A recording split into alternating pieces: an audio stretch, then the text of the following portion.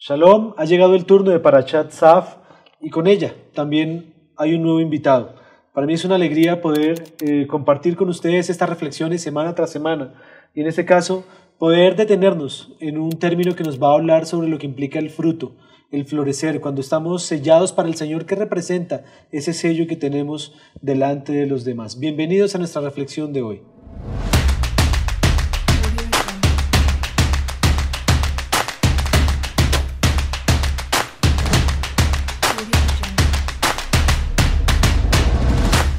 Hola, Esteban Lara, bienvenido aquí al sillón, así lo llamé en un video pasado, de Hablemos de Torah. Es una alegría que puedas compartir. Muchas gracias. Este tiempo para Parashat Tzav. Parashat Tzav, la cuarta aliyá se encuentra en Levítico 8, del 1 al 13. Y recordemos que en esta parashá se reitera a Aarón y a sus hijos qué debían hacer, qué ofrendas y sacrificios debían presentar en el Mishkan para llegar a la cuarta aliyá donde se consagra a Aarón y a sus hijos. Es como el puesta ya en escena de lo que habíamos visto en una parashá previa en Shemot, en donde se hablaba qué se debía hacer cuando se fuera a consagrar a Aarón y sus hijos, y aquí ya es el momento en donde 29, se está dando. ¿Ok? Rashi hace un comentario y dice que el tiempo en que ocurre esto fue 7 días antes del levantamiento del Mishkan, lo que quiere decir que la Torá no necesariamente ocurre de un orden cronológico. Esto ocurrió en Éxodo 40, más o menos en esa época.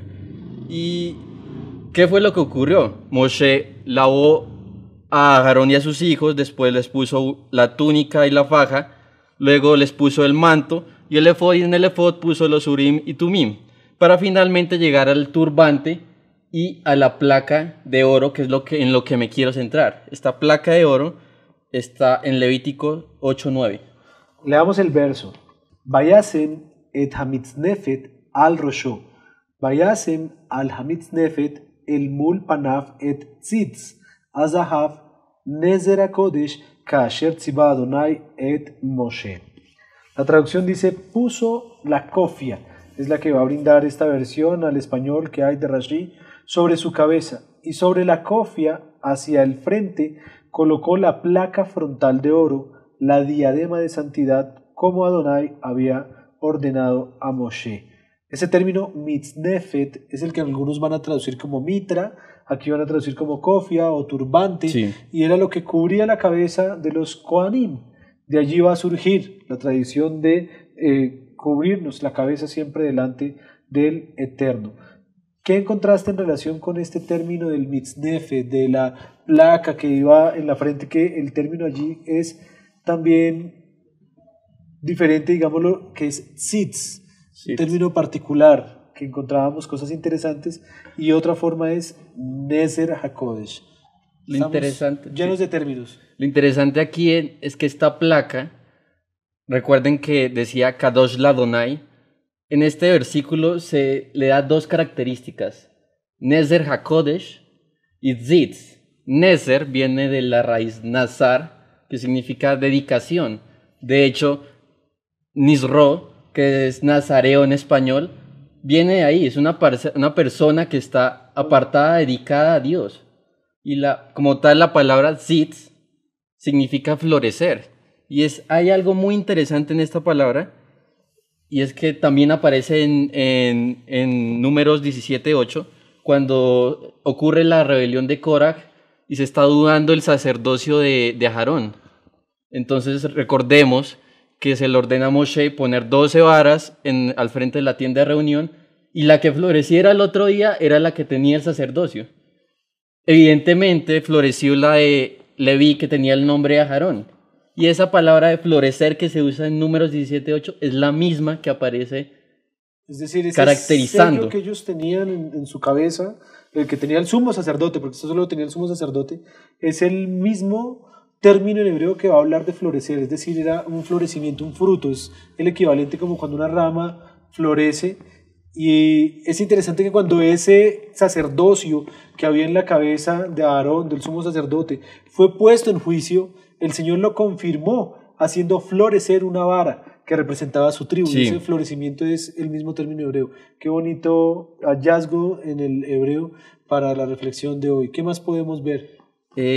Quisiera dar como una relación, por ejemplo, con Shimon HaTzadik. Shimon HaTzadik fue el Cohen Gadol que estuvo viviendo aproximadamente en el 300 antes de la era común. Y él se dice que fue el último, el último Cohen que pudo dar el nombre sagrado en la bendición arónica. Y es una relación porque no hay casualidad de que el último Cohen que pudo dar la bendición arónica con el nombre sagrado fue el último considerado apto para el servicio. ¿Por qué lo relaciono con la cofia?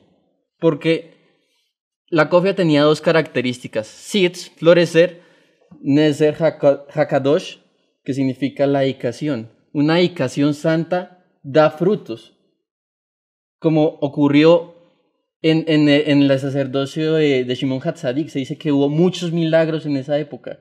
Y podemos ver una relación con Mateo 7:16. Dice: por sus frutos los conocerán. ¿Acaso se recogen uvas de los espinos o higos de los cardos? Del mismo modo, todo árbol bueno da fruto bueno, pero el árbol malo da fruto malo. Así como Shimon HaTzadik dio buenos frutos porque tenía una dedicación correcta, así debemos darlos nosotros. Si tenemos una dedicación correcta, habrá buenos frutos. Es un sí, solo sí. Uno depende del otro. No puede haber uno sin el otro. Quiere el Eterno, antes de que concluyas, permitirnos entender que no es solamente portar algo que diga soy santo, sino que si estoy portando algo que es un testimonio en mi vida, decir soy santo, soy diferente, quiero vivir una vida diferente, soy una persona creyente, eso se vea reflejado en los frutos, eso se vea reflejado en el florecimiento de tu vida espiritual. Mateo 7:23 dice: entonces les diré claramente, jamás los conocí, aléjense de mí, hacedores de maldad. Mashiach diciéndonos: si no veo sus frutos, jamás me conocieron y yo nunca los conocí. Así que siempre busquemos tener una consagración santa que dé los frutos buenos, porque si no, no existe esa consagración. Excelente reflexión de Parashat Tzav. Shabbat Shalom para todos y bendiciones.